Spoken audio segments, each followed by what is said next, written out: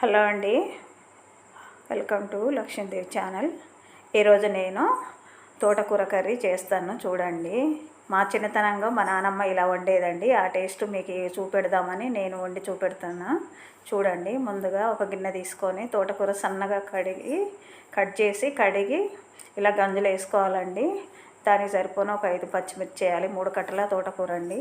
కొంచెం పసుపు అండి, చిటికెడు. రుచికి సరిపోను ఉప్పు వేయాలండి. అప్పుడైతే చింతపండు వేసేది, కానీ నేనైతే మామిడికాయలతోటి చేశానండి. మామిడికాయలు లేని వాళ్ళు చింతపండుతోటైనా వేసుకోవచ్చండి. 4 రెబ్బలు అందులో చింతపండు వేసి మూత పెట్టి స్టవ్ మీద పెట్టి ఉడకబెట్టండి.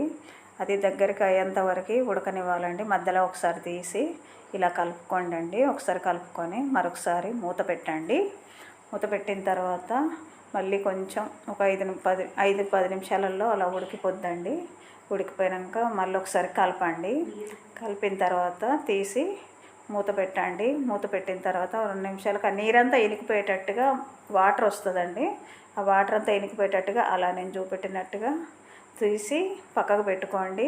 మనం పప్పు గుత్తి అంటారండి, దాన్ని తీసుకొని ఇలా మెత్తగా పచ్చిమిర్చి ఉట్టిగా వేసాం కదా, అదంతా నలిగిపోయేటట్టుగా తోటకూర కాడలు అవి కూడా మెత్తగా నలిగేటట్టుగా బాగా ఇట్లా రుబ్బండి. పప్పు రుబ్బినట్టుగా ఇలా మెత్తగా అయిపోద్దండి.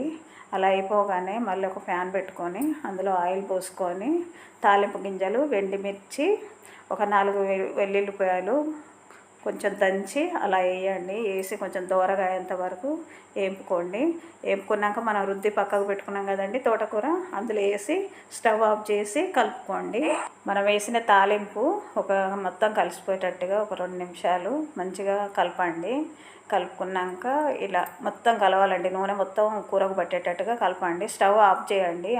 ఆన్లో ఉంచొద్దు. ఇంకా తాలింపు వేసిన తర్వాత అంతేనండి. ఎంతో రుచికరమైన పాతకాలం తోటకూర కూర అండి ఇది.